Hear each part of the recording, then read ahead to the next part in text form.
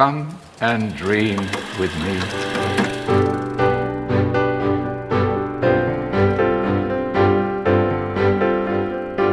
Hello and welcome to What Do You Want to Watch, the Explosion Network's premier media podcast. Every fortnight we get together to talk about movies, TV and online content and help you answer the question, is Jennifer Hudson right?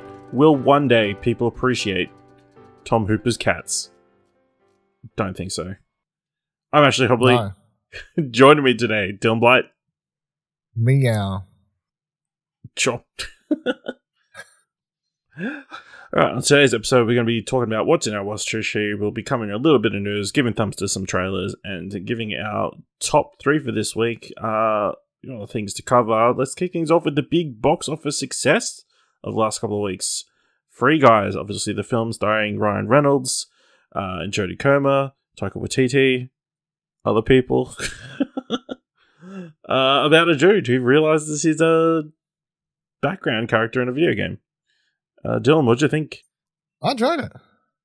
I thought it was like, it did, like, I don't know, it did its silly concept with enough knowing of just how silly or whatever it is, and I don't know, it worked. I feel like it just, for some reason, it works.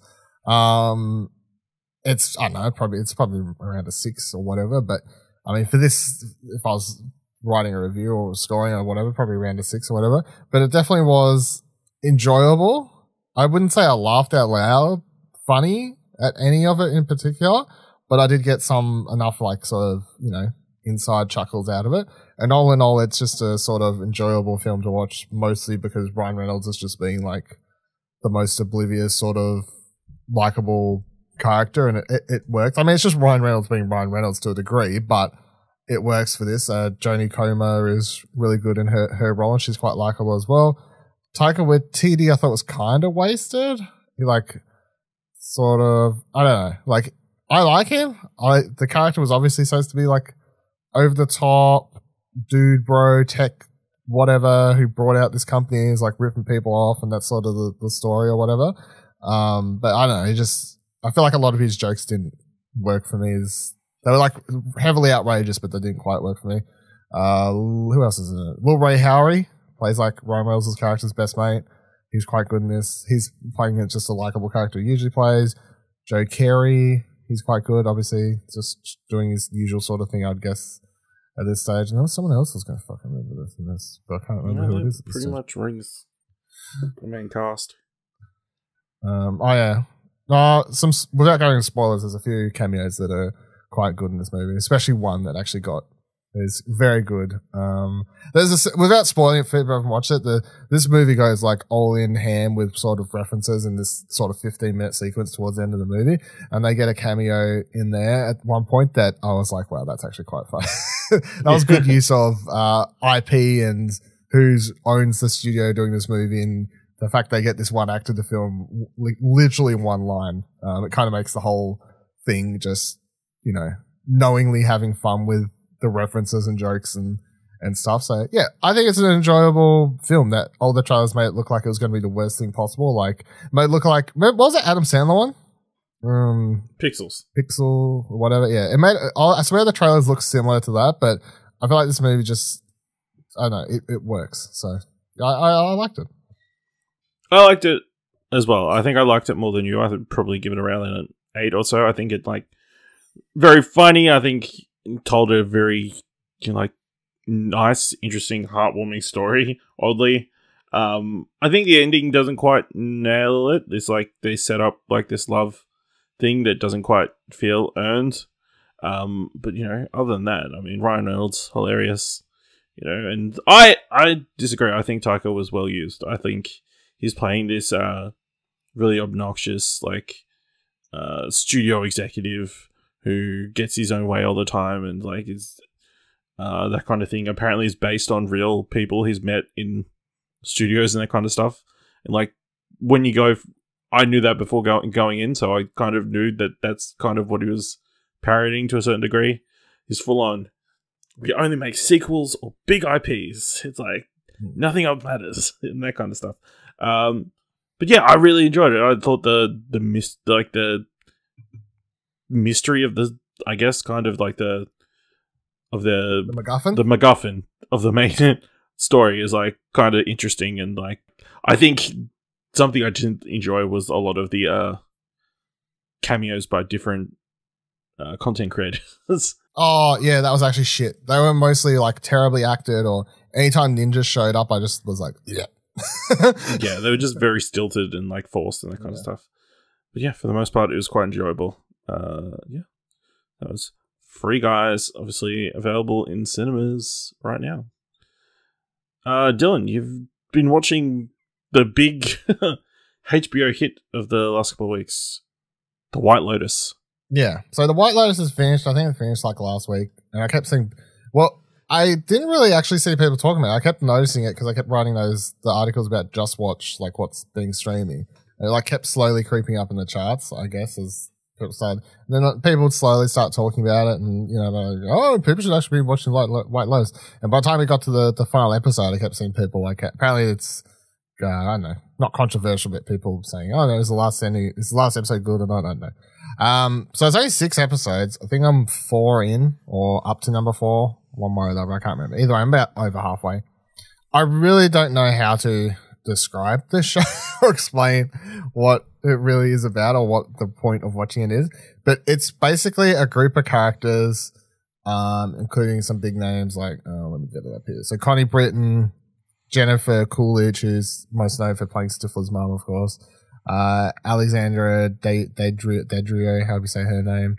Daddario, yeah. Sydney Sweeney. I think they're probably the biggest names in it. There's some other people as well.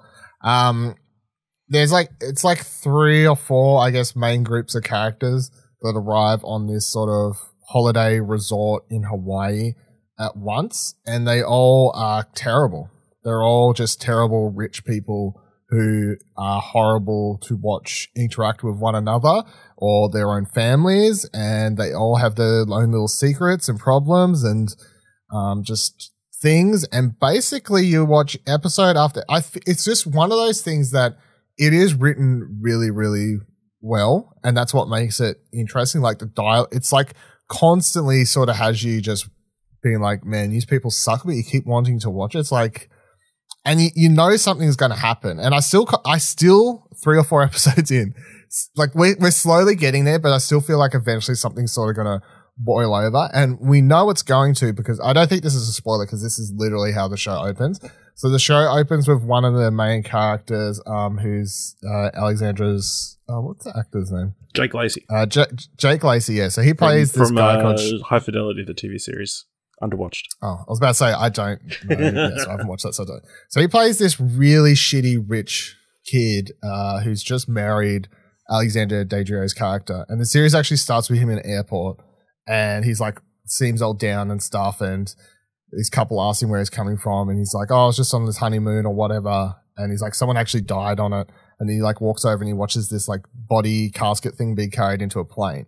Now, I don't feel like it's a spoiler to say that it seems implied that it's his Alexander Daddario's character, and that's within the first 5 minutes of show. And that's literally the opening scene, the thing. And then it's like 1 week earlier, and it flashes back. If I was to guess now about having finished it, I feel like it surely has to be a sort of bait and switch, and someone else has to die or something else along those lines. But yeah, it's like, because the show opens with that in the first couple minutes, and then goes 1 week earlier, here's these people arriving on the show, and you're watching things happen and happen and happen. You're waiting for who's going to boil over. And the other thing you're watching is, where's the actor that actually plays him? I can't find it. Anyway, there's the guy who plays like the head hotel manager. Oh, it's Murray Bartlett, right? So he plays like the manager or whatever. And when the show starts, he's like very happy-go-lucky, you know, like everyone's going to be here. And each episode is more people, especially that Jake Lacey character keeps like, oh, you booked me the wrong room. It's like, it's the King's suite, not the King XL. Oh my God, I'm going to have to get my mum to call you because you booked, like, it's just all these things. And they keep building and building and building. He's starting watching this manager just sort of crumble under the requests and problems that these people are causing him. Jennifer Coolidge is off her fucking face in a great way about this. I feel like she's definitely going to be sort of the most talked about character in the show. Not because she's like doing anything too crazy, but she just steals every single scene she is. And she's not even actually terrible. So far, I'd say she's probably the best. Like, I feel like there has to be a dark side to her character. I don't, we just haven't seen it yet because so far she's just sort of I don't know. She's just weird. She's just really weird and it's fun to watch. But yeah, it's a really well acted and written series and I'm very keen to finish off those last couple episodes and see how it all goes. It was apparently popular enough because it was originally just supposed to be this mini series and that's how it starts. It's like HBO mini series. But because of how well it's been received and whatever else, they've now HBO signed Mike White, who's a director and he directs every episode and he wrote it and created every episode. So they've signed him on to do a second series, but apparently they're going to do it as a anthology. Yeah, that makes sense. It will be interesting. Very hot right now. They are very hot right now, but I could definitely see this being in sort of people's 2021 best show contention. It's just very hard to pitch to people why you should watch it because it is a lot of just character, like little character stories and beats happening, and it's really hard to talk about them. And also the characters all just suck. So, and not like in they like written bad. It's just the people are bad people. Terrible people. Yeah. Yeah. I was thinking about watching the show, but I watched the trailer and then the anxiety of what the idea of watching the show got too much for me. Just the awkwardness of the situations that appeared in that trailer was like. I feel like you could watch the first episode and be like, you get a very good idea of in that first episode of like if you could handle, because it is like, I guess it's a drama, but then it's got that dark comedy as well, obviously. And then it's like has this sense of a thriller sort of building in the background, I think. All right, that's White Lotus, currently available on Foxtel and Binge. Yeah. So over on Stan, they just launched the new series headlined by Stephen Amell, Heels, set around the Duffy Wrestling League. Stephen Amell plays head heel, head champion, and head booker. Yeah. Owner, Jack Spade, as he is trying to run like a local wrestling promotion. 2 episodes in, I'm really enjoying it so far. Definitely getting Friday Night Live vibes. Just, I'm sure it's just because it's like small town, nowhere. And obviously it's based around a sport and, and just everybody's kind of so committed to it. You put a review up on the Explosion Network. What were your overall thoughts of the first 2 episodes now? I think I gave it like an 8 or an 8.5 of the first episode. And I think I'll loop back and do a full series review because I just don't have time to do each one. So, but yeah, I really enjoyed the first episode and I really enjoyed the second one as well. And yeah, I said that exact same thing in my review. It's literally just Friday Night Lights. That's all I could think about while watching it. I feel like the trailer sort of sets a different tone to the show does because the show, especially when you watch that intro, I think that intro, the show's intro where it's showing like all the actors' names, it's just sort of coming through that empty ring title and the music. Yeah, the title sequence. And just the music and everything, it gives it that sort of Friday Night Lights feel, I feel, something like that. But it's definitely a show that, yeah, if you're like, I don't like wrestling, the show's not really about wrestling, to be honest. It's the same as like, if you could watch a show about, I don't give a fuck about American football, but Friday Night Lights was a good show. Like, it surpasses the context. The show's about the people. The show's about the small town. The show's about the family dynamic between 2 brothers. It's about the dilemma that Stephen Amell's character is having with his wife and the balancing act between his family life and trying to get the wrestling ring business going. It's the dilemma between him trying to live up to the shadow of his father. It's about this competing business thing. Like, it's the main topics are literally everything but wrestling, but of course the wrestling is just the glue between all these elements and the thing that's at the center of the show. So the first episode has wrestling in it. It has a match at the start that you see a bit of, and then obviously it has some training in the middle, and it has a main match at the end that has this. And I feel like we should just spoil the first episode at this stage to a degree because it's like sort of the setup for the rest of the show. So the setup, yeah, I was about to say because like the show very much sets up, and one of the negative things about the first episode is just that it really drills in the sort of very obvious theme of like brother v brother, like one's a heel, but he's actually the good guy in real life, and the one's playing the face, the good guy in the ring, but really he's the bad guy. And did I mention that they're brothers? And whoa, this is some dilemma, like it's like I understand what the show's about. Like, I feel like there's like several times characters will be like, "Your brothers should get along." It's like, okay, and then someone else is like, "Your brothers." I'm aware they're brothers. Just, like I get what. I mean, even in the second episode, Stephen Amell has the exact same reaction. Yeah, so they're doing a lot. I'm like, chill out. I get it. So I mean, it's not a big negative. It's just like you sort of hit me over the head with the fucking themes. I understand what the show's about. But yeah, at the end of the first episode, what the Stephen Amell's character like sort of fucks over the other one from getting his big moment and ruins his chances of sort of being promoted and taken to WWE. They don't say WWE, but it's very obvious that that's what they're talking about and playing around with. And that sort of spins off. When the first episode ends, you're like, all right, well, what the fuck's going to happen now? The second episode has no wrestling. It's all just family life and stuff, and you get some really cool moments. In fact, seeing what Stephen Amell's character actually does for a day job, which is something they don't touch on in the first episode. Yeah. And you see how he tries to tie in his, I guess, thematic side of him that he has for wrestling, both in the ring and just the writing, and how he uses that in his day job to try and sell stuff because he's selling ride-on lawnmowers or whatever. You get some more like the family backstory and dynamic and all this sort of stuff. So yeah, I'm really enjoying it. I think everyone's like well acted, well written so far. I can nitpick some stuff here and there, but it's very enjoyable. And being a Starz series, it's got that more cinematic quality to it. And it's only going to be 8 episodes, at least the first season. And you don't feel like there's going to be. I'm not scared there's going to be fucking filler episodes or any of this bullshit. So I'm all aboard. Really enjoying it. Yeah, like you said, amazing. I think everybody's doing a job across the cast, like really well acted and that kind of stuff. Sure they're hammering home the brother themes, but yeah. And it definitely felt like the second episode was written well after the pilot was picked up. It's like, the pilot, obviously they've set up all the bits and pieces, and the second episode is doing all the heavy lifting, like setting up the background for everything. Ace has only been wrestling for a year. Their father only passed away a year ago. It's like all this information that might have been useful in the first episode getting dumped in the second episode. So, but yeah, Heels on stand right now, really good. Check it out. Dylan, you've checked out the new series, executive produced by Taika Waititi, Reservation Dogs. Yeah, he created and I think he writes some.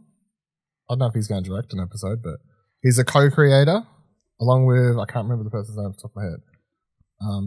I have to find it. I'm definitely going to feel bad if we don't get this.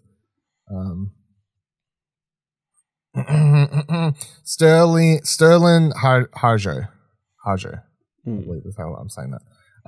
So co-created him and Taika, and then they both got writing credits and stuff like that. I don't, at least as of now, Taika hasn't directed an episode, but it's an 8-episode run, I think, or something like that. So it's a comedy series.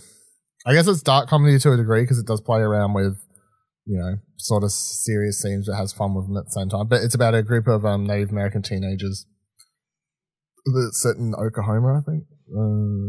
Oklahoma.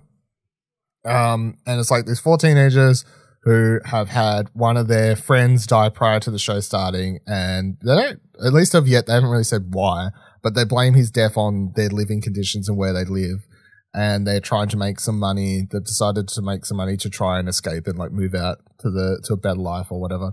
And the first episode starts with them like stealing a meat truck and, it's a truck full of chips or something, but they want to sell the truck, go off. And then it's like a weird mix. Each episode after that sort of focused on a different, it has that, what would you call it? Like that normal, what do you call like a normal comedy show? Like a sitcom. It has like that normal sort of sitcom type thing where each episode's sort of focused on either one area or one theme. The first episode's like a mixed bag because it introduces all the characters and the place they live and all these sorts of things, including I can't find his name fast enough. The guy who plays the main. Oh, here it is. I think this is him.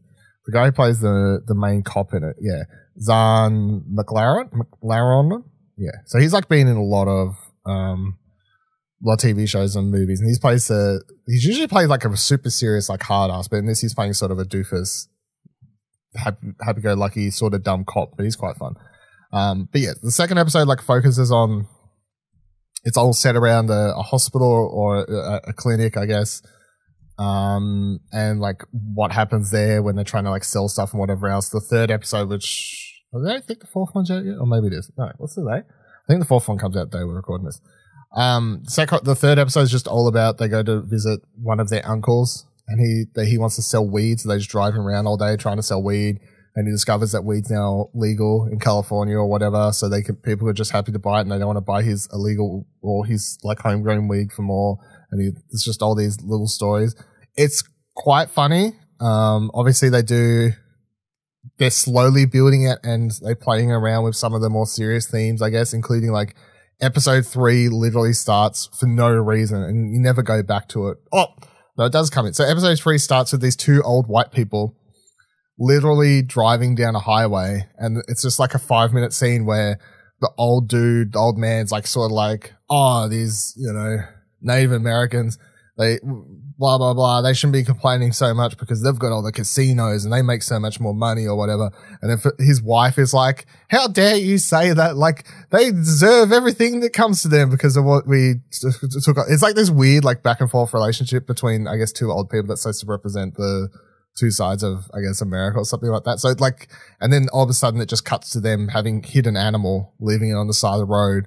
And then the reservation dog kids show up and they're like, oh, we should like take this and use it for something or whatever. So like it does play around, I guess, with themes, the serious sides of themes, within the comedy, but it's also quite funny. It does have that Taika type humor that to a degree that I guess if you like his sort of humor, you will get in this.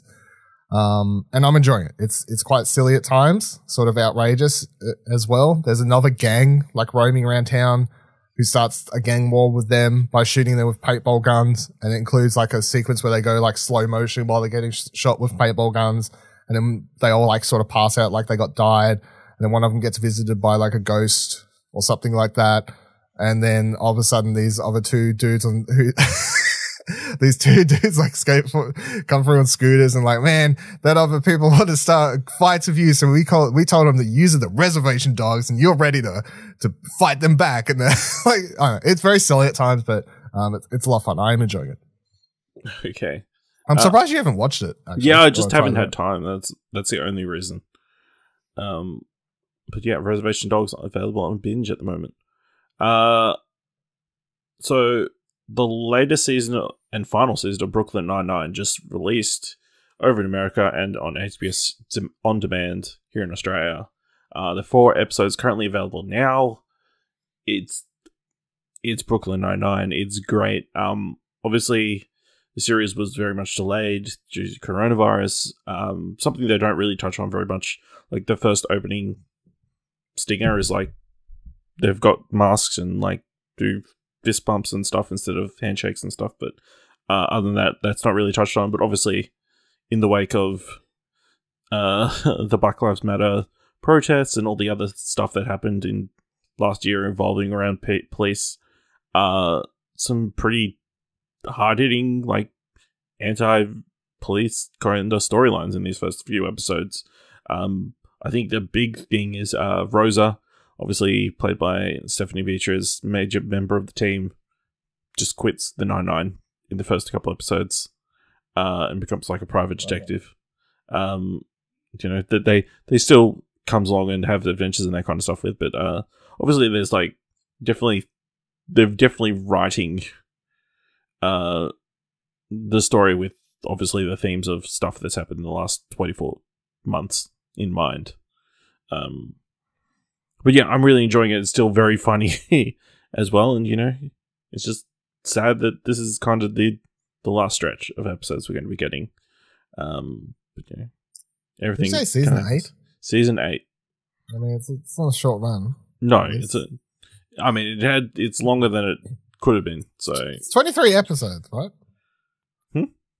23 episode season 2, is it? No, I think it's probably like 13, something like that. Oh, okay. Yeah. But in general, the older ones?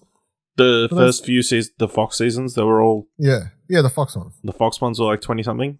And then since they went to NBC, it's like a bit shorter. But Yeah. Check it out. SBS On Demand. Not a bad service. Fucking ads, though. Yeah, that's the only... Just let me pay to get rid of the ads. Like, I'll pay $5-6 a month, get rid of the ads, and I'll pay it. And then I'll watch the show. That's what gives me shits when I was trying to watch Atlanta on there that one time, and I got so annoyed with the ads, I just went on iTunes and brought this show. Like, I was like, get over this shit. Yeah. Okay. So the Bad Batch, the Star Wars series following a bunch of augmented clones. Is that the correct term? Yeah, sure. Sure. Completed the first season. Of course, if you go check out our after show, The Very Bad Batch, as part of Holocron entries, you would have had an episode by episode breakdown. But Dylan, what are your overall thoughts of the entire season now that it's come to its end? It was okay. It was hit and miss at times. You'd have like a really good episode, followed by an okay episode, followed by an okay episode, followed by a meh episode, followed by an okay episode, followed by a good episode. You know, it was very much up and down the entire season. I thought ultimately it's for, I guess, it's like more Clone Wars or Clone Wars-ish type stuff. The animation is the same. The art style is the same, of course. It looks way better than it did. I think I mentioned that several times on the show. Like it's for people who haven't watched Clone Wars, you don't realize how much better the animation is now compared to the first couple of seasons of Clone Wars, but it is so much better. The clones themselves are good characters. I definitely think it's worth mentioning that I think it's to make several clones all stand out and feel like very unique and different characters. I think is sort of an achievement for both the writing, design of the characters, and just the person, the way that the voice acting and all that sort of stuff is done. I think that's really good. They introduce a brand new character, Omega, who's this young girl that they sort of pick up and becomes one of the main characters, and she's the best part of the show, the most interesting cast member. Otherwise, I felt, obviously we talked about it, if you listen to the thing, the finale was a big letdown. Really didn't get me like super excited for next season, even though of course I'm going to watch it, but it didn't really get me that hype to go into that season and really be like, oh damn, where's the next season? So that was kind of disappointing. But first season of Rebels was okay. First season of Clone Wars was only okay. Like I feel like these anime shows just only get better, so I can only hope that this does the same thing. Yeah, I think we're in agreement. It's very much a mixed bag, obviously. Definitely some highlights, definitely, you know, some like not some filler television, to be perfectly honest. As much as we hate using that word here at the Explosion Network, because people don't know what the word filler really means. Yeah, and it's just the discussion around the show has been quite interesting though, with obviously a bunch of characters coming back and showing up in the show, and people being divided on whether that was a good thing or a bad thing. I think, yeah, I mean, it's fun to see these characters come up, but obviously when it's every other week, it's like, we just bringing everybody back in everything all the time? Is that what we're doing now? Is that what Star Wars is? The same 20 people in everything? Yeah. But yeah. I don't know. Yeah, like you said, those other shows obviously grew. And hopefully, you know, they'll go back, see the feedback from the season, and then, you know, see what worked and what didn't work, and they'll a bit more consistent season 2, hopefully. Sometime next year. Alright. Another Disney Plus show that's just started. What If? The new anthology series based in the MCU, with 2 episodes in so far. Obviously an animated show in which they tell alternate stories of the different characters of the MCU. Obviously the first episode Theo imagines a world in which Agent Carter got the super serum instead of Steve Rogers. And then the second episode imagines what if T'Challa had been taken by Yondu instead of Peter Quill. I'm really liking the animation style. It's like kind of different to anything else going around at the moment. Obviously, like that 3D but cell shaded look. It's quite working. definitely more in the second episode. I think, obviously, we kind of liked the first episode, but it definitely feels like it was following the plot of the first Avenger to a certain degree. I mean, it diverges right at the end, but there were certain beats that it hit. And it's probably because Agent Carter and Steve Rogers are very much similar characters and that kind of thing.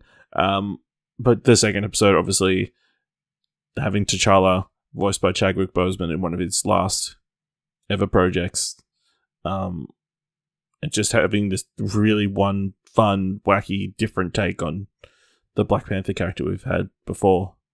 It's a lot of fun. I'm enjoying what we've gotten so far. I'm looking forward to what we're going to get coming up.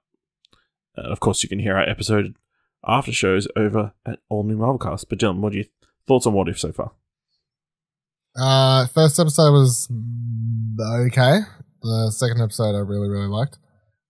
Animation, I would agree. I really enjoyed it in the second episode, and it's really weird because I know that they're both the same animation style, but as I discussed in All New Marvelcast, I found the animation, I just enjoyed it so much more in episode 2. I think just maybe it was the setting or something like that, or maybe it was just because it didn't look like it was just animated recreations of a lot of stuff I'd already seen before.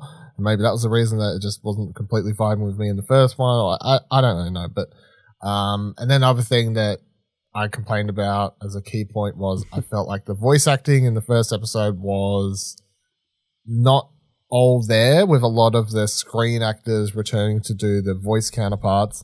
And I just feeling like they sort of phoned it in, or just aren't experienced enough voice actors that they could really deliver those lines. And I didn't have any of those problems with anyone returning to do their characters in the second episode. And I feel like the second episode has more people returning than the first did. So much more overall job done better with that one.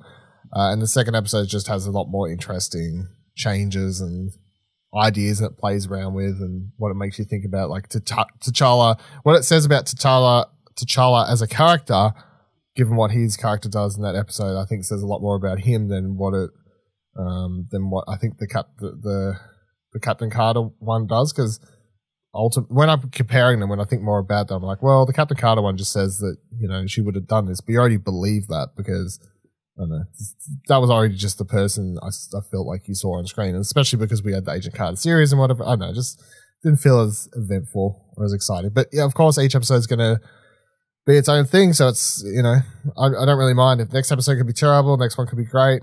Just along for the ride, I guess. Yeah, absolutely. So yeah, check out All New Marvelcast if you watch What If on Disney Plus. Dylan, you checked out a new film, I'm guessing coming to Shudder, Mosquito State. Mosquito State, yeah. So this is a very weird movie. It's basically about a it's a really interesting movie, but it's also really weird. So it's set during the financial crisis in 2007. That basically, if you've ever watched The Big Short, like that. So it's set during that, except for it's from the point of view of a, I don't know, like a data analyst or whatever, like someone who runs the numbers for a firm or whatever. And he like has this whole system built, and he's a bit of a, I don't know, a control freak, or, you know, like he's just sort of a loner and whatever else. So the movie combines just a lot of weird elements, but it's all centered around, and obviously written from the point of view of, you know, these motherfuckers who were running their numbers during that time and, you know, playing with the system with people's money. And like, that's what the movie's about as a whole. Like, all good horror movies are usually about something. And I can tell what this movie's sort of trying to say and what elements it's playing around with. It's just very hit and miss with it. Ultimately, I like this movie. I just definitely know it's not going to be for everyone. So what's the dude's name? Bo Knapp is the main dude. And he just plays this character, very creepy. I think it's interesting, but it's very creepy. He's just a loner. He comes home one night or whatever after a party. He starts realizing something goes wrong with his figures. And while he's starting to slowly realize what would eventually be the downfall of the financial crisis or whatever, the housing market collapse or whatever it's officially called in 2007, he's also has a mosquito land in a pile in a glass in his house that he didn't take and empty and have water in there. So then that begins creating baby mosquitoes. And as the movie progresses and he gets more and more sort of insane around solving what's happening with the numbers and why his machines and algorithms are going insane, he's also just locking himself in this penthouse that he owns as these mosquitoes continue to multiply and multiply and multiply. And he has millions and millions of, or at least huge mosquito bites all over him because they're just, and he ends up looking like a fucking, I don't know. I don't even know how to, just imagine someone with a bunch of big ass mosquito bites all over their face and that sort of bulging out and whatever else. Like he ends up looking disgusting, to be honest, is the easiest way to put it, I guess. The movie isn't like super horrific. It's just sort of like if mosquito bite looking fucked up shit would disgust you, then that's sort of the extent of the horror of the movie to a degree. But the thing about the movie is like I enjoyed it because I understood what it was based around, but the movie is 100% reliant on you understanding what it's about. Like you could watch this entire thing and it doesn't like completely hide it. Like it has news stories on in the background that constantly sort of tell you the time period it's on, where it's based, all these sorts of things. But I didn't know any of this going into it. Like I clicked play. I'm like, oh, okay. Like took me like the first 20 minutes. I'm like, oh, I see what we're doing here. But I feel like I definitely wouldn't have got this if I'd never watched The Big Short. Like if I never watched The Big Short, I wouldn't have had as much information or understanding as this. So I feel like someone coming into this without any of that would just be like, what the fuck is this even movie? What's even the point of this movie? So, yeah, I enjoy it. Didn't love it. I can see a lot of people not liking it, but it's at least interesting in trying some different things. Cool. So the first season of Schmigadoon, the musical comedy available on Apple TV Plus, came to an end, starring Keegan-Michael Key and Cecily Strong.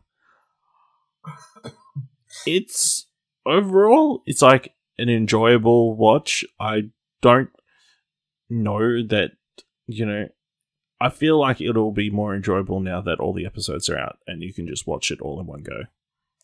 I think, some shows kind of working weekly shows, but yeah, I feel like this one will be more enjoyable in like one hit. When you're in the mood for like the 1920s-esque or 1940s, I guess technically, musicals that it's inspired by and that kind of stuff. I mean, yeah, it's not hilarious or super catchy or memorable. But there's some fun stuff in there, including Cecily Strong explaining sexual reproductive organs to the tune of Do Re Mi from Sound of Music. Quite catchy. Well, not catchy, but quite memorable. Hard not to. It was definitely a standout moment. But yeah. How's that go? I can't remember. Vagina, fudge, pussy. Something like that? No. Asshole taint, boobies. You can find lyrics. I'm going to try to. A doe, a deer, a female vagina. No, it's vagina is where the penis goes. Ovaries make eggs for you and me. Testes are where the sperm repose.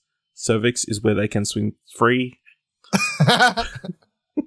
Fallopian tubes are where both of them meet. Uterus is where cells start to sprout. Placenta is what they like to eat.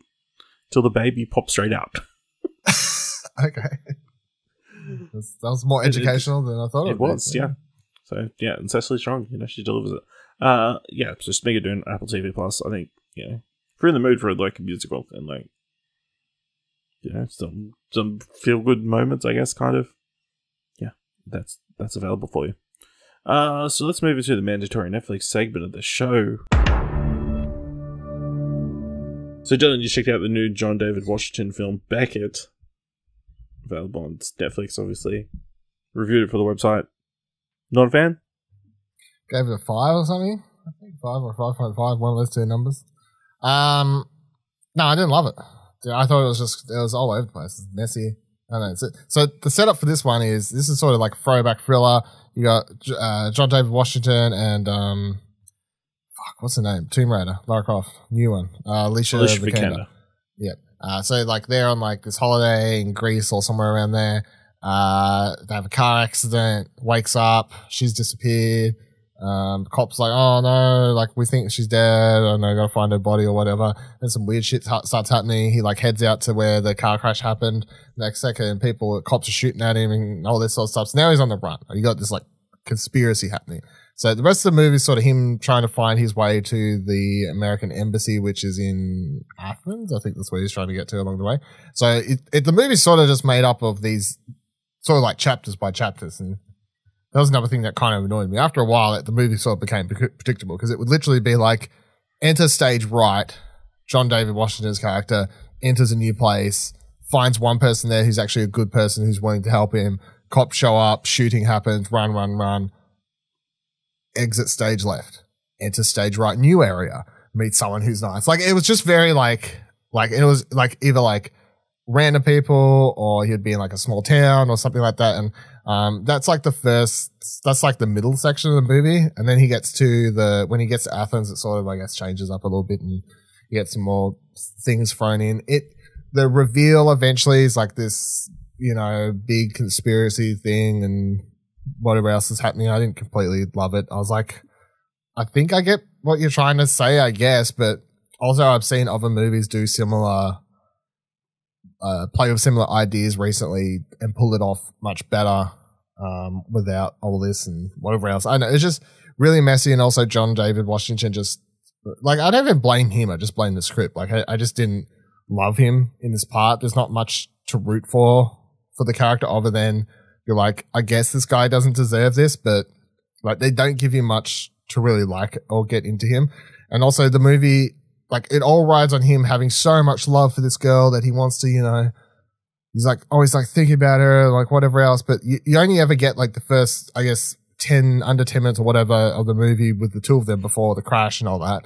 And then you don't really have the rest of the movie is supposed to be based off that 10 minutes. Like, there's no moments of him discussing how much he loves her with other random characters he meets or like anything like that, which I felt could have helped add something to the movie. Like, any of these characters he has small conversations with, like he could have been like, oh my god, yeah, like she was the best because I just feel like some little conversation like that would have helped keep things on track and make his character work a lot better.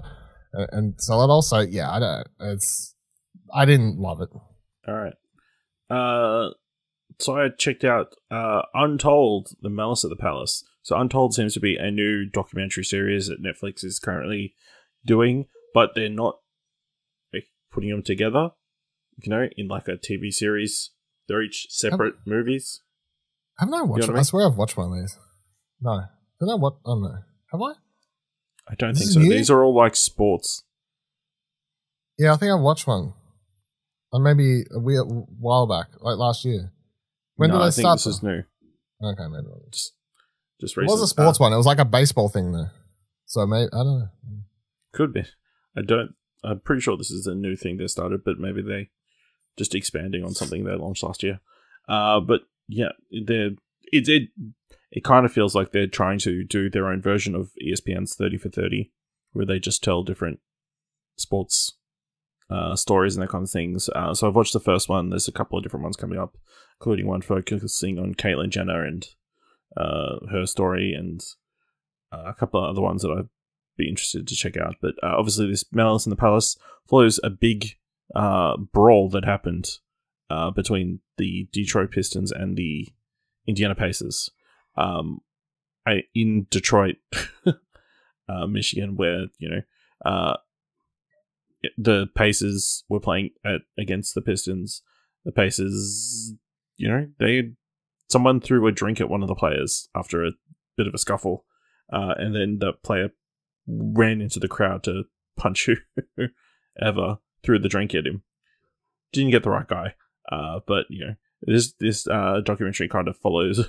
They kind of explain the lead up to that event and how like the team had kind of been building their championship credentials up. Like this was meant to be the season in which they really contended for a championship. But then obviously this event happened, and it kind of blew the season up because a lot of players got suspended for longer periods of time and that kind of stuff. Yeah, it kind of goes very in depth into the actual events that happened. Like they've got all the camera footage from that event from like 150 different points of view, apparently. The same footage that the police were kind of going through. Yeah. So it was quite an interesting watch for an event that I kind of knew nothing about. But yeah, pretty crazy. And yeah, if you're a fan of those like sports documentaries, I definitely think you should give these a go. All right. Dylan, you check out a documentary yourself. You checked out Pray Away. Oh, for a second there, I was like, Pray Away is like Netflix documentary about churches, or I guess it's mostly, I think it focuses more on just like Christian Catholic, I guess, churches. It's particularly this cult. I don't know if you want to call them. I feel like I should be able to call them a cult. This particular group which ran from, I don't know, like 15 years or 15, 20 years or whatever. You know, like you know how like the churches you get different like sects, would that be the word? Like different like sort of offshoots of churches, yes. like to start their own little, so that sort of thing. So they start like a super, I think it starts in like the 80s and they run up through to like early 2010s or something like that, I think. But like they're like super anti gay, I guess, or you know, anti-LGBTQ. Like they're all that, they're just the horrible people. And their main thing is that being gay is something that is the devil, of course, and that through treatment you can solve it. And the movie has interviews and focuses primarily around people who used to be like involved in that, and specifically people who are currently openly gay, who during a period in those early times when they were younger sort of brought into it, went through the church system, thought that they were cured, and then a couple of them actually became key spokespeople for the church and would do these talks and say like, I used to be gay, like a man, woman. There's like two main sort of ones they were big spokespeople for it and be like, I used to be gay. Now it's solved. I'm married. I have kids. Everything's great. I don't have a single like homo thought in my body anymore. You know, like all that sort of language, and they'll do this sort of stuff, and they would use it obviously to help draw in more people, or like they'll be on like national TV and do all this like, you know, you can pray the gay away. Eye roll. But of course, and then they admit it now that entire time they were still obviously, you know, if you're gay, you're gay. they were still having these thoughts and stuff, and it was all just pretend, and it's sort of fucked up because it is horrible, and it's quite hard to watch at times because, I mean, it's literally just basically a group of people trying to mind wash and tell people that they're, you know, who they are is wrong, and that they can be solved by fucking like chants and fucking bullshit, and wants to change them. And a lot of these people they tricked into becoming spokespeople, like a lot of them feel super bad nowadays and regret everything they did, and like you kind of feel bad for them too because they got tricked in the first place, but ultimately they were also pawns, but they did sort of fuck over other people and make their lives hell because I don't know, it's a whole mixed bag of, you know, why religion's bad. I don't know. Like, anyway, it's a bad watch, but it's good, if that makes sense. Like, it's one of those hard to watch docos, but it's also interesting, good at the same time. That's everything I watched this year. Let's move into some film news. So I guess the big news, it looks like COVID is once again hitting the film industry.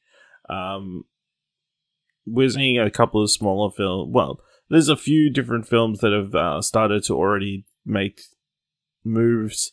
Obviously, earlier in the year, Clifford the dog, the big red Oh dog, no! was pulled entirely from the release calendar. It was previously set to be released 17th of September, but then more recently, obviously, Venom: Let There Be Carnage has been pushed back from the 24th of September to August 15th. We just had, here in Australia, No Time to Die has been pushed back 2 months to sometime in November. And then the other kind of domino was Hotel Transylvania 4, Transformia, was Wait, sold. there's 4 of those? Yeah. Oh my fucking god! I didn't even know. Oh. You know, it's like it's one of those animated franchises that they keep churning out, like the Ice Age movies. How? Yeah. My god. But yeah, they sold the 4th film to Amazon, so we assume it's not coming to cinemas. It'll be just available on streaming for that. But Dylan, how are you feeling about the cinematic experience at the moment? Do you feel like we're going to get some more delays? It's bullshit. Fucking over it. Like, just at this stage, just put that shit out where you can. Like, these movies they're going to come out in America, because America's like, much as you want to be like Delta variant this stuff, like America's like, nah, shit's solved. COVID's over. They hit their percentage mark and they're trying to send everyone back through for their 3rd shot or whatever to solve the Delta variant, but they're like, nah, shit's going to release. So in Australia, they're like, well, New South Wales is locked down, so they're fucked. Yeah, well, let's just jettison New South Wales off and to figure their shit out. And, you know, the good people can throw the non-mask wearers off the side into the ocean, and then we'll pull that's part of the country back into land once they've shot off all the fuckheads. And then everything will be okay. But, yeah, I don't know, like, keep delaying stuff a month. It's like, at this stage, this whole, like, let's just delay it by a month. Hopefully everything will be better. It's like, well, it might be, but otherwise it's probably not going to be. So just fucking release it. Just put it in the cinemas. Put it on fucking expensive VOD. I don't give a shit. Like, I'm just kind of over it. Yeah, I mean, it's a bit of a dilemma, obviously. You know, box office has kind of dropped, because the massive state isn't allowed to go out. The cinemas are closed. Like back in this time in June, Fast Saga 9 debuted to a weekend gross of 9.3 million here in Australia. This week, Suicide Squad's at the top with 2.6 million over the weekend for the top 10. But you know, it I definitely did. I know, yeah, it's a weird one. It's like kind of damned if you do, damned if you don't. I think in America, like you said, I think it's all steam ahead, because Free Guy did really well the last couple of weeks. Obviously debuting number 1, $40 million. Yeah, $40 million its first week. Top 10 grossing was $101 million, which is about on par with this last few weeks. So it's not like there's a sudden downturn in people not going to the cinemas. But yeah, obviously it's interesting to see that Suicide Squad kind of has fallen off a cliff, box office wise. At least in America. Here in Australia, it was like number 1 both weeks, which is interesting. But there's probably just purely the HBO Max factor of you could watch it at home. So the people who wanted to see it in the cinemas went out the first week and watched it. All the people who didn't want to see it stayed at home. But obviously, Free Guy isn't one of the first Disney films in the last few months to not get released on Disney Plus. Well, I mean, they're about to. I was about to say they're about to send that out to die. So, well, yeah, it's that movie is like the little engine that can, you know. There seems to be a different controversy or headline every single of the day around that film, whether it's remarks that the CEO was saying, or you know, similarly trying to push get much publicity for around the film as much as possible. Yeah, it's kind of an interesting spot where Disney have kind of painted themselves into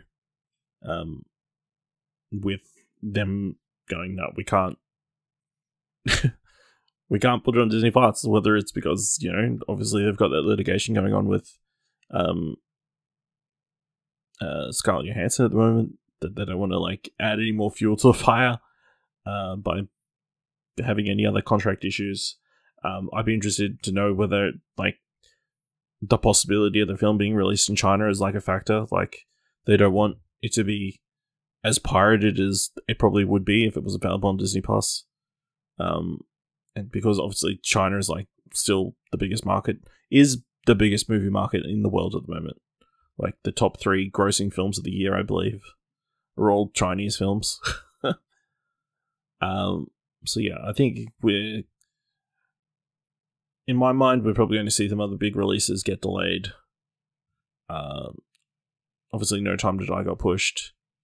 I wouldn't be surprised. Part of me would be surprised if Dune gets pushed. On the other hand, it seems like WB doesn't really care. And is willing to, let any of those films,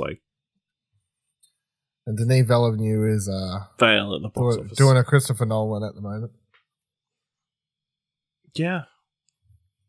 Definitely pushing as hard as he can to get people to see it in cinemas, but yeah, I think we're gonna see a couple other things get pushed. Maybe even small stuff. I wouldn't be surprised if some of the smaller indie stuff that we expect to come out in the next couple of weeks doesn't get pushed.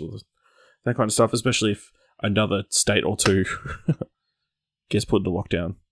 Because the entire New South Wales is not going to go to the cinema for the next 8 weeks, at least, at this rate. It's a pity because they won't be able to watch Jordan Peele's Candyman this coming week. So what a shame. The Nia DaCosta film. I'm sure they were all suffering. Suffering. So yeah. That's the state of cinema at the moment, I guess. I guess it's just wait and see. If you go to the cinema, if you can safely go to the cinema because, otherwise they're just going to push it all back. Alright. So we've got news that we are getting another spin-off from Birds of Prey. We are getting a Black Canary standalone film, obviously starring Journey Smollett, reprising the role as Black Canary. But it's going to be written by Misha Green, of course, the creator of Lovecraft Country and her Journey Smollett's previous collaborator on Underground. Yeah, Dylan, how do you feel about a Black Canary solo film? Of this, admittedly, this is coming to HBO Max, not a full theatrical release. All about it. No, why would be against this? I love that movie. I love everyone that's in it. She was a great Black Canary. I hope I would. My perfect Black Canary movie at this stage is I can't remember who the fuck did that run. There was that run they did around the same time they did Batgirl Burnside, and they had Black Canary in that, and then they did the Black Canary spin-off comic book series where it was sort of where she was in the band and she was touring with the band at the same time. I would love to see them meet somewhere between her character in Birds of Prey being the sort of operatic singer or whatever you want to call it, but then I want to see some prequel story or something slightly before where it's she's not a rock star, but I don't know, maybe she is, maybe she's in a band, maybe she's touring. I don't know, something cool. I want to see something like that. I don't need to see Black Canary, superhero movie. I just like Black Canary,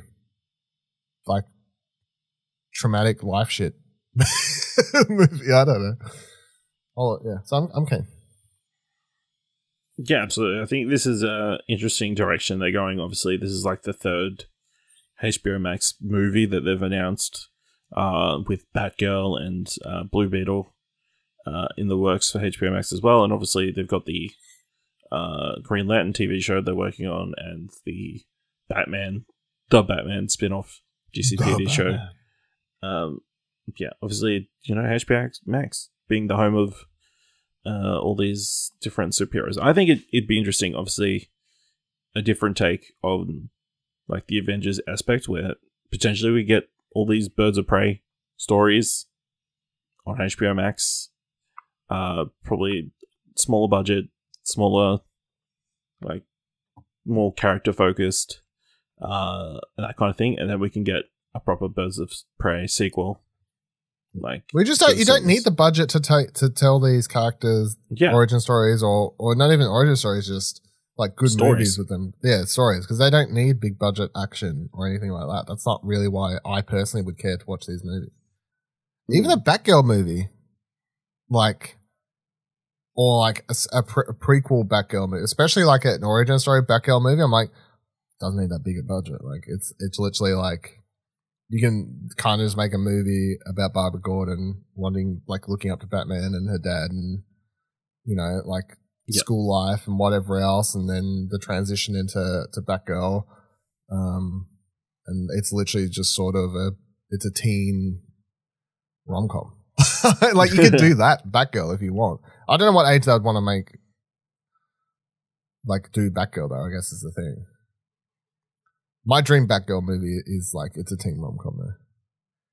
Maybe there's some crime fighting. I think obviously they cast Nina something, I can't remember, from In the Heights. She was college age, so I expect it'll be college age. Yeah, college age, but it's still a teen rom-com, right? I guess. Well, I mean, even if they're like young adult, I don't know. Whatever, you know what I mean? Like, yeah. Like, even if it's college, like if you say like Easy A, what do you call that? That's high school. Yeah, but that's sort of like style. What type of movie is that? It's like a rom-com, right? It is a rom-com, yeah. Yeah. Yeah. I guess without the romance, you don't really need it for Batgirl, hopefully. No, I want every character, every Birds of Prey character just to be gay. Because it'll just piss people off so much. Because they're all Poison Ivy with Harley, Barbs with Dina. I don't know. I'm not even saying this in like a sexual way. Just that's my dream. It's just it's birds of pride. You know what I'm saying? Wow, just straight off the head. Amazing. Yeah, I think it could be really interesting. I think DC might have accidentally stumbled on the right formula for their films going forward. Of maybe they just don't need to be so closely tied together. It's like, who'd have thunk it? It's like, yeah, let's do a Black Canary film. It'll be the same character, same actress, but you don't need to. You don't need to see exactly what happened after the events of Birds of Prey. Much in the way that Suicide Squad, I feel like, works so well because it didn't call back so much to the first film. No, well, the other thing is, for good reason. like, Suicide Squad, you're like, it calls back, it feels connected, it is connected, and that's fine. It's got the same actors playing the characters, and you have that line earlier where Captain Boomerang's like, oh, you're back. It's like, okay, well, that's all you really need. You got Rick Flag or whatever else. It's connected, but it's not heavily connected. It's fine. But also, it feels like it could very easily take place after Birds of Prey, and that she just got captured, but then she has escaped. And honestly, you could do the sequel, whatever the next Harley movie is, if it even has her like connecting back with some of those Birds of Prey characters. I don't even need an explanation or really connection to like a throwaway line about how she got sent on a crazy mission to fight a starfish. All right. You know what I mean? Like I really don't care if they ever explain how she got captured, how she, how she gets back to where she is. It's like, who cares? Honestly, who gives a fuck? Yeah, absolutely. All right. But I know we just talked about a movie that got announced, but every week there are so many movies that get announced we just don't have enough time for. So I'll have a segment that we like to do occasionally. Would you want to invest? It's a simple game. I give you a description of a new project that's been announced or like cast has been updated. You let me know. Would you like to fully invest, partially invest, or not invest in the film? We film imaginary money. And time will tell whether it's a good investment or not. Good fun. All right. Let's go. First one. Rebecca Ferguson set to star in a series adaptation of Hugh Howey's dystopian novels Wool for Apple. Also starring Tim Robbins. The novel's Wool is set in a ruined and toxic future where a community exists in a giant silo underground, hundreds of stories deep. There, men and women live in a society full of regulations they believe are meant to protect them. Ferguson will play Juliet, an independent and hard-working engineer. None of that sounds super exciting. It's on Apple TV Plus, right? So I guess I'll half invest. All right, good to know. Next up, Florida Man, an 8-episode series coming to Netflix starring Edgar Ramirez, in which a struggling ex-cop is forced to return to his home state of Florida to find a Philly mobster's runaway girlfriend. What should be a quick gig becomes a spiraling journey into a buried family secrets and an increasingly futile attempt to do the right thing in a place where so much is wrong. Is this a dark comedy that's like making fun of the Florida Man meme? Or the series is described as a wild odyssey into a sunny place for shady people in the spirit of Body Heat and Elmore Leonard's Out of Sight. So I don't think so. I'm not investing. I'll invest in a series called Florida Man that's having fun with the Florida Man meme. Is that an option? Yeah. I don't think it's this, but... I'm investing in that show. Not this show. Alright. This one. Billy Eichner is set to star across from Luke McFarlane in the Universal's new comedy Bros, which is set to be the first gay romantic comedy from a major studio. Directed by Nick Stoller, the film follows two men with commitment issues who attempt to start a relationship together. No invest. Well. Next up, Mark Wahlberg and Kevin Hart are set to team up in a Netflix comedy, Me Time. Hart's night school writer John Hamburg will write and direct the pick that follows a stay-at-home dad played by Kevin Hart who finds himself with some me time for the first time in years while his wife and kids are away. He reconnects with his former best friend, played by Mark Wahlberg, for a wild weekend that nearly upends his life. Not investing. No, not having a good run here. Let's pick it up. Wes Anderson's next film is currently in production in Spain. We know absolutely nothing about the plot or the title, but the cast so far is Margot Robbie, Tom Hanks, Adrian Brody, Bill Murray, Jason Schwartzman, Rupert Friend, Tilda Swinton, and Scarlett Johansson. Fully invest. Until winner there. Come on now. Easy.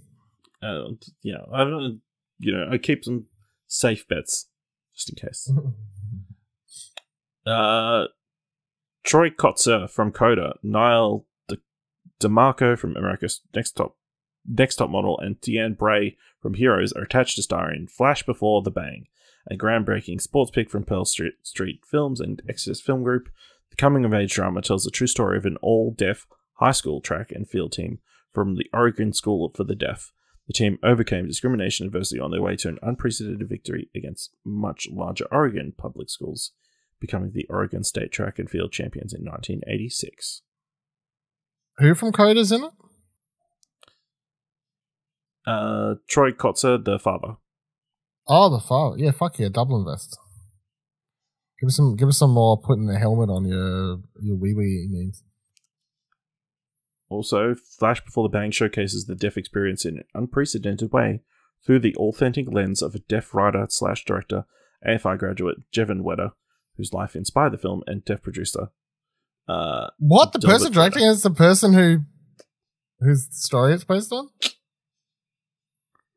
Inspired the story? Doesn't make sense, seeing as the events take place 1986. A double invest either way. Sounds could be, yeah. I'm fully in. It's not a young person in the picture, so. Cool.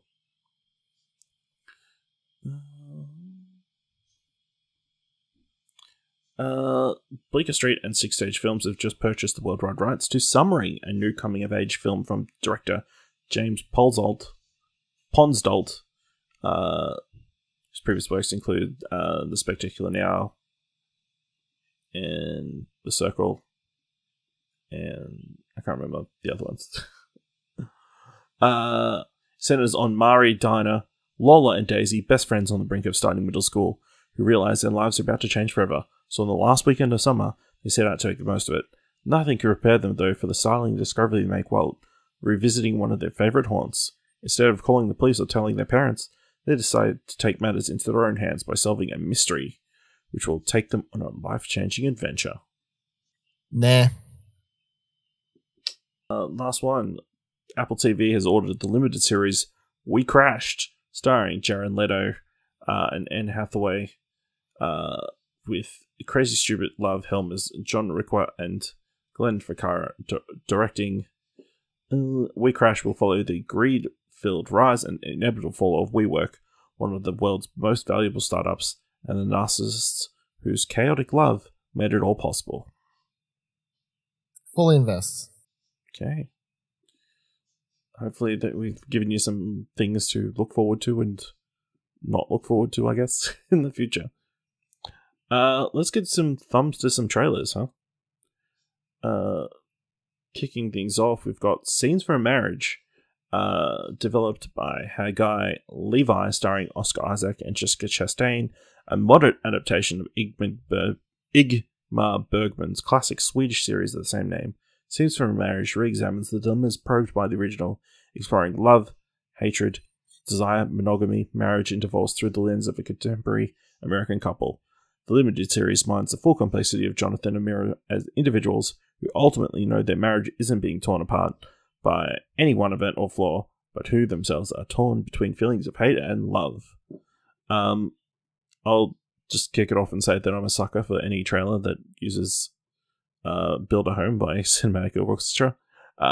So this won me over pretty quickly, but yeah, this feels like 5-hour long marriage story. So I'm all on board with this.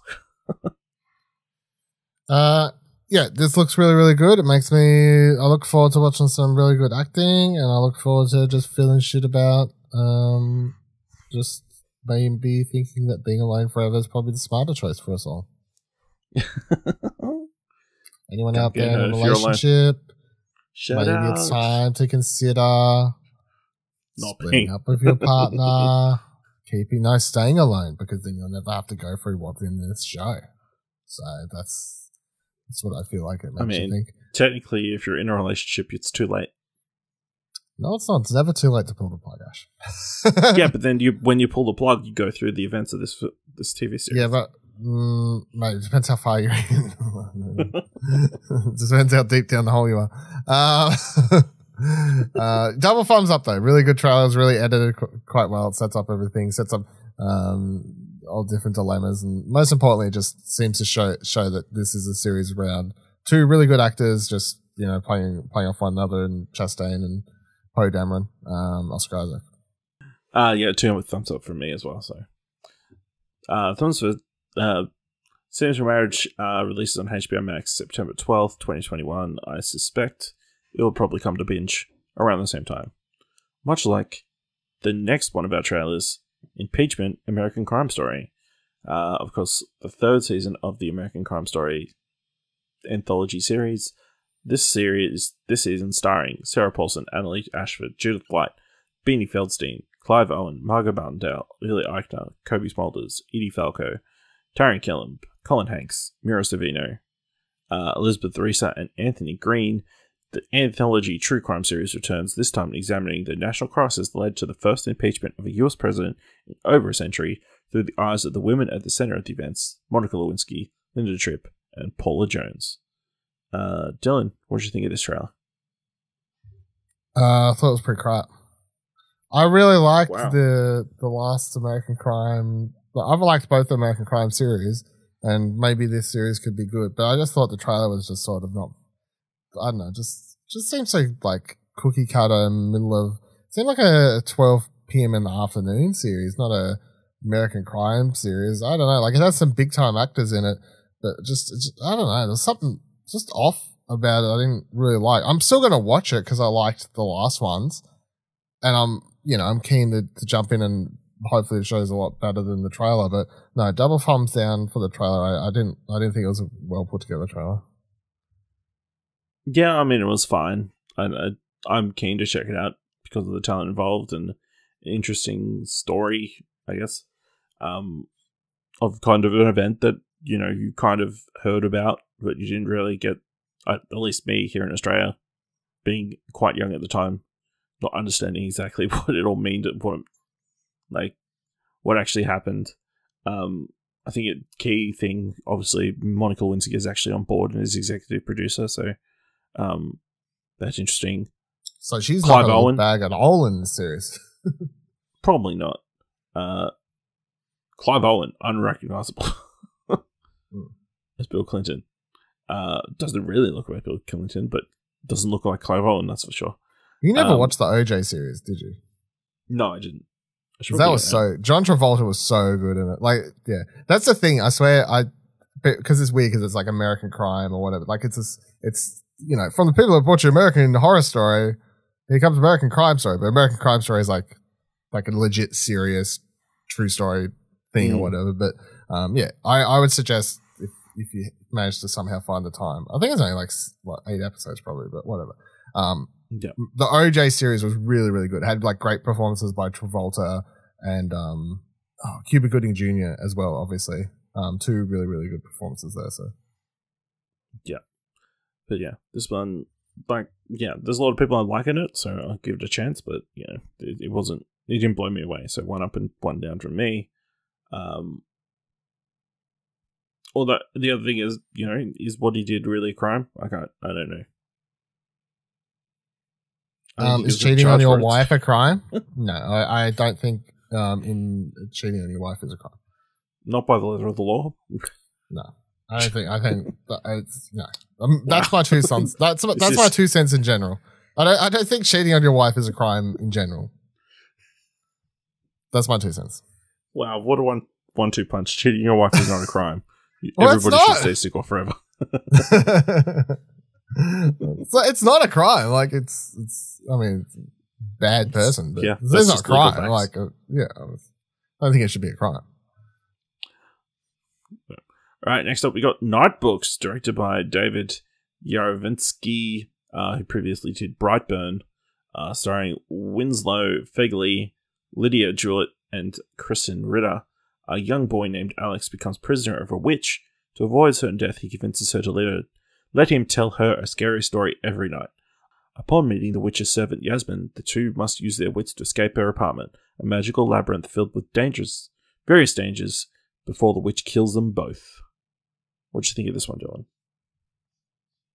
Yeah, I really liked it. I like these. I'm all about these any kid/family movies or whatever you want to call it that are a bit more scary and stuff, because I always just think there's all those movies up until maybe the slightly early 90s or at least the late 80s where kids movies were a lot scarier, and then at some point people were like, nah man, we're tone this shit down. Kids movies have to be not scary these days. And I always think Pixar animated films. Yeah. Go back and watch the Goonies.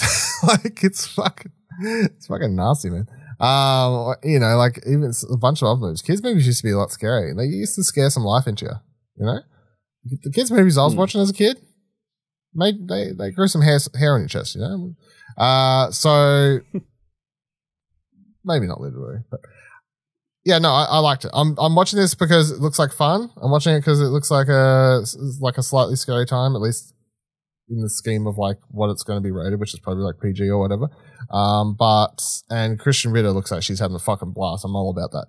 And David Yarovensky or whatever the hell is that how you say his name?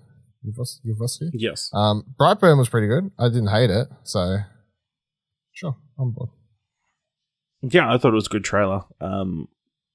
Yeah, I might check this one out. Yeah, it looks like Kristen Ritter's having a really good time. It's a really quite an interesting world that they're kind of slightly building up and that kind of stuff. So the 2 kids seem like they're doing a good job. So this one is coming to Netflix September 15th. So not one up, one down. I forgot. Yeah, I give it 1 up, 1 down as well.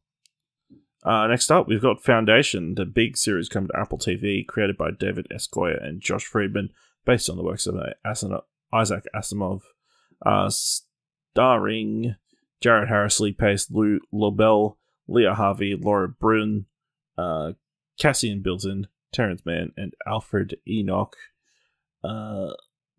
Dr. Harry Seldon and his loyal followers attempt to preserve their culture as the galaxy collapses. Dylan, what do you think of this trailer for Foundation? David S. Goyer's on like a never-ending quest to make a massive and expensive TV show that's as successful as something like Game of Thrones. That's his like life quest at this point, and he keeps trying and trying and trying. And Westworld got so close, he's like, "Fuck, I just missed the mark. Try again, keep going." Yeah, it looks good. I don't know what the fuck's happening in this trailer. I've never heard of this series before. I've never read the books, obviously, but what you watch the trailer and you're like, okay, like space, probably dies or whatever. But then once stuff gets going, you're like, okay, like that's a neon future type city on another planet. There's like a tower thing going in space. There's other parts where it looks like it could be set in like the Roman Empire, or there's people in like fucking. There's a lot going on in this trailer. It looks like a very big and expansive world with lots of characters and moving elements, and it's either going to be super engaging and awesome, or it's just going to completely fall apart because it doesn't meld together all the elements and characters and these sorts of things well, and it just completely just isn't interesting at all. Because that's like the secret sauce to these sorts of shows, these big massive universe ones, is if you can't get the it factor right, I mean, everything just falls apart. So I give the trailer one up, one down, because I was like, I don't know what this is, but I'm into it, I guess. But I was also just like very confused for a lot of the trailer. Yeah. I thought it was a good trailer. Not a great trailer, but obviously building up a world that we know most people probably doesn't know anything about. But yeah, it seems like it's going to be a big space epic. Something, a bit different for Apple TV Plus, and so yeah, I'm definitely keen for it to check this one out. Lee Pace plays a good bad guy, like solid bad guy. Yeah, so Foundation debuts on Apple TV Plus September 24th.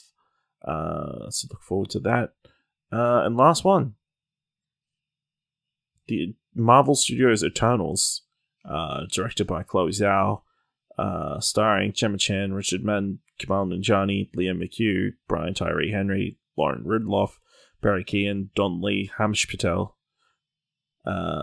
Kit Harington, Salma Hayek, and Angelina Jolie.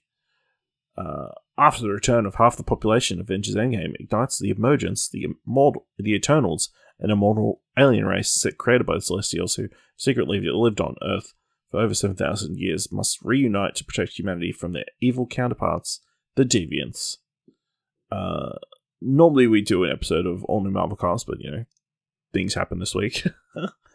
So, Dylan, what did you think of this final trailer for Eternals? For a final trailer for a movie that's not coming out for another 3 months? Yeah, 3 months. I feel like we got like a teaser trailer and then they're like, hey, here's the final trailer. And I saw it pop up on YouTube. I was like, the final trailer? Like, Shang-Chi's about to come out, mate. What are you doing? Like, you're not going to promote this at all between when that movie... Anyway. I would give this one double thumbs up because it sort of all the elements started to fall in place for me. It looks like weird, wacky, Jack Kirby shit finally happening. So, all aboard the huge celestial being shit that you see in this trailer. I'm like, what the fuck is that? But I want to see more of it. Yeah, I'm into it. It looks like a weird combo though, because there's times where you're like, okay, like what's the fuck from Game of Thrones is character? What's that actor's name? The main one, whatever his name is. Anyway, Richard Madden. Yeah. It's like, oh, he's like Superman because there's so many times where he's like just having laser eye moments or whatever. It's like Cyclops. There's Cyclops or Superman, whatever. Yeah. There's like having those moments, but then there's other moments that look like super exciting and different. Like there's elements of here's parts I feel like I've seen before some superhero movie, but then they follow it up with like I'm seeing shit like that before in a superhero movie. So and the cast is big and there's a lot going on. I like how the trailer starts with the whole like Thanos fuck shit up, people blink in, blink out, so we finally know exactly like where this is fitting in, and it seems to be taking place like pretty much straight after Endgame, or at least picking up some point shortly after that. Stop hearing people complain about it. Yeah. So that's nice. There's some funny moments in it. I like how Marvel finally uses the from award-winning director Chloe Zhao in a title card in their trailer. They can finally start using that to drum up because they've never been able to do that before. Yeah, double thumbs up. I got me a lot more excited for this than any of the previous stuff has, and I quite enjoyed it. Yeah, I'd also give it 2 thumbs up. Obviously, like, we know what is going to happen now. We have some idea what the plot is going to be. Yeah, and it just looks very pretty. Like, it's shot really interestingly, with obviously Chloe's own eye and that kind of stuff. Yeah, large cast, which is kind of the only major concern. Is like, is everybody going to get ample opportunity to shine? It seems like Gemma Chan and Richard Madden are going to be the 2 leads. But yeah, I'm very keen, and this definitely makes me more excited. Obviously, I've seen like big Eternals fans get super hyped about the trailer and that kind of stuff, with all the different deviants and celestials and that kind of stuff. All nerding out about that stuff, but yeah, definitely keen for Eternals coming out November something. I should look this one up. You want to talk about the Spider-Man trailer, or no? Because it didn't come out. It didn't happen. You want my thumbs for a trailer? I didn't watch it, so I don't. What? I don't want to spoil it because I want people to watch it. But I'll just tell you. So I did watch it, and without spoiling what's in it, because people should just probably wait, because it's a not finished trailer. Apparently, Marvel is like scrubbed the internet. They've scrubbed it. So the way I watched it is the only way I could find it anyway, because it got scrubbed so fast. Was someone was watching the original video on YouTube on their phone, and then someone else was recording that, like recording the phone watching it, and then they uploaded it to TikTok. And that's how I managed to watch it.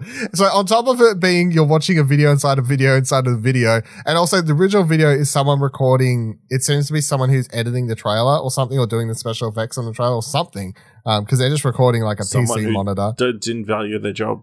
Someone who did not value their job, yeah. And then because of that, the special effects aren't finished either. So you're watching a trailer where the special effects aren't finished. There's part early in the trailer. Again, this isn't a spoiler. There's part early in the trailer where it cuts to a shot of obviously Spider-Man just swinging through the city for like 2 seconds or whatever. And it's just that sort of grayscale, like obviously just very bare basics special effects that aren't even close to being finished. So it's like unfinished special effects, someone recording their monitor, and then someone watching that video on a phone, and someone recording that video uploaded to TikTok. It is the fucking worst, but I couldn't help myself, so I watched it. Anyway, double thumbs up when that trailer comes out. That's all I'm going to say. All right. Let's wrap things up for this episode with what do you want to watch top 3? Definitely in the top 3. So in the last 2 weeks, Paramount Plus launched here in Australia. Another streaming service for you to spend money on. So I figured this week, why not give our top 3 streaming services as of right now. So Dylan, I kind of sprung on you on this one really late. Right before we click record. That's probably as late as you can get. Well, I could have just sprung it on you, but that would be the latest. And I'm holding that one for later in the year. For, but yeah, Dylan, what's your number 3? Disney Plus. So I feel like in combination, obviously Disney Plus has a huge library of stuff there that I feel like you got with the Star stuff. I think it's a lot better now. So previously it was like, hey, do you like Marvel, Star Wars stuff? Then like you're probably going to be subscribing to Disney Plus because you've got the original series coming in, you've got access to all those movies and stuff like that. Or the only other person subscribing was probably someone with younger kids who wanted access to all the Disney movies and whatever else. with the addition of the Star Angle and the Foxtel stuff coming in there, there's a pretty massive library of legit movies in there, from kids, family-friendly stuff through to adult movies now. And then you've now got the Hulu shows coming through, and you've got like, you know, all these things coming up like that Alien series and whatever else that's going to be coming through there, paired with the Star Wars and the Marvel series and all these other sorts of things. So I definitely feel like Disney Plus has got the content there, along with the original series and the library collection. Plus, the app's really easy to use. I think that's another important factor I do think is worth pointing out. Like, the app is easy to use on your phone, on your TV, PlayStation, web browser. Like, they're all easy to use, easy to search, easy to find stuff. They have things spaced out in their collections, Star Wars, Marvel, you know, Disney, whatever else. Like, I like the collections factor. You can do that whole watch with someone else thing, which is something that they have, get points for that. That I think other places should probably implement, because that's good. It's handy. It's just a nice feature, especially during the COVID days. I guess it's something that I'm sure a lot of people have taken advantage of to watch stuff for other people and whatever else. Yeah, so Disney Plus 3. All right. My number 3, Apple TV Plus. I would argue, minute for minute, the highest quality of these streaming services for the content they put out. They don't have the massive library the other streaming services do, but everything that I've watched has been good or great so far. Shows like Ted Lasso, Mythic Quest, Central Park, The Morning Show, films that they've been able to get in, like Coda and the Billie Eilish documentary, and all the other exclusive stuff to Apple TV Plus has been really good. And hopefully, obviously, as the library builds, it gets obviously Ted Lasso has like pushed the Apple TV to be more in people's minds as a streaming service that they need to have. Now they've like made it easier, made it more obvious that you don't need an Apple device to watch Apple TV Plus. And yeah, I think it's the only thing holding it back is the library, the size of the library. But yeah, content wise, they're knocking it out of the park. Dylan, what's your number 2? Shudder. So I think the thing I really like about Shudder is that I just, even if I wasn't, well, obviously it helps. I like horror movies, but I just, even without that, I just appreciate how it's just trying to land one thing. You know, it's not trying to do a million things. It's like, we do horror, thriller, or like, you know, horror thriller spin-off genres and all that sort of stuff. And that's what we're focused on doing. And that's what we're going to do. And it's not trying to do anything too grand or whatever else with it. And you have a nice library of just sort of B-movie stuff on there, some really weird stuff that you can't find elsewhere. And the fact that they're not only picking up and buying horror movies to put on there, like, you know, Netflix buys rights to movies and whatever else and makes them Shudder exclusives and whatever else. They're funding their own Shudder exclusives now, and they're partnered up with so AMC runs or buys or owns them or whatever else. So you got some money backing them coming in through there. I think I just think they land their theme. I think the price is good for what they give you.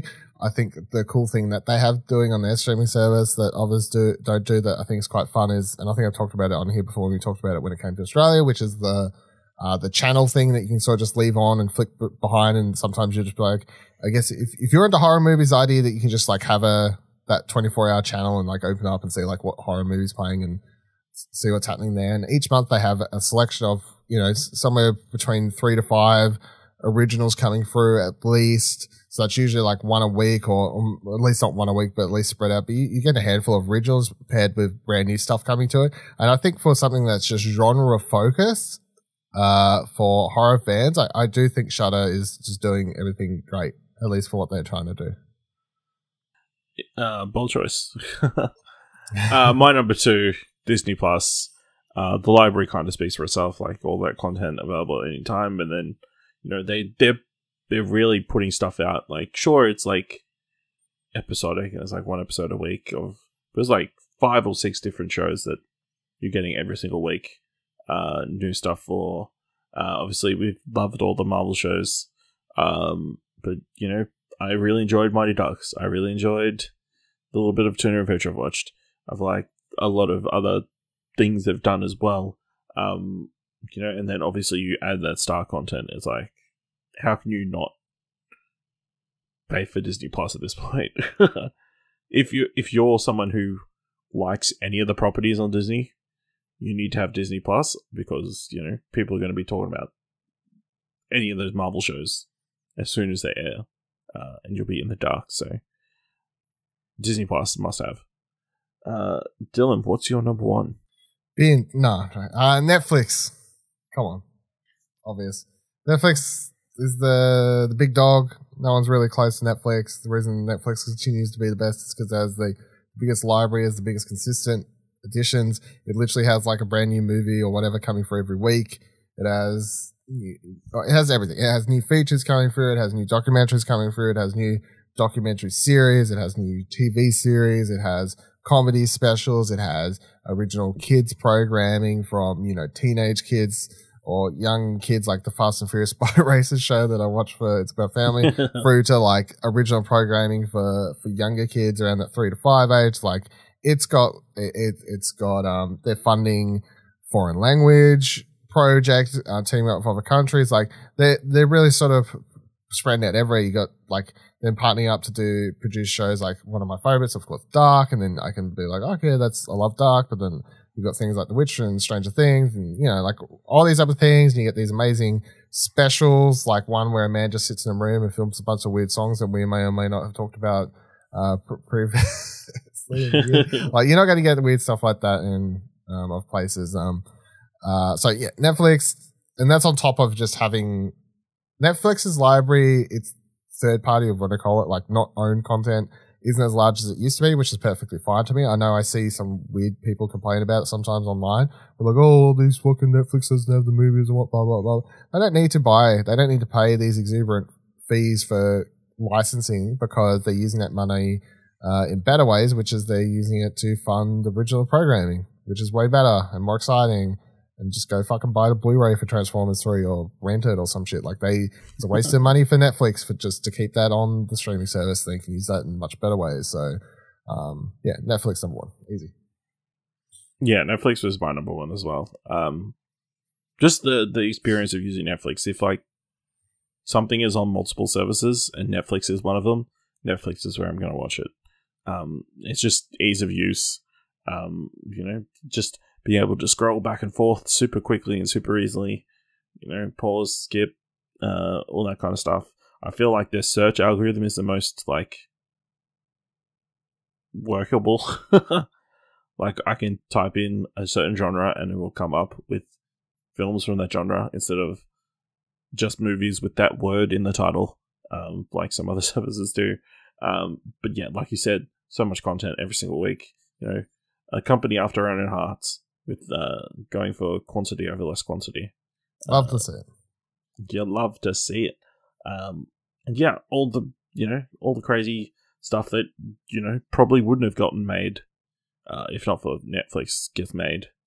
Not sure how many places would have given Bo Burnham a bunch of money to shoot a comedy special in his spare room with a projector, or who would have given David Fincher a bunch of money to make Mank, a black and white film from a script from 30 years ago, and that kind of stuff. Yeah, and all the weird, like some of our favorite movies the last few years have come from Netflix. So yeah, absolutely Netflix number one at the moment. But, you know, the other ones, they keep chasing. That's all they can do.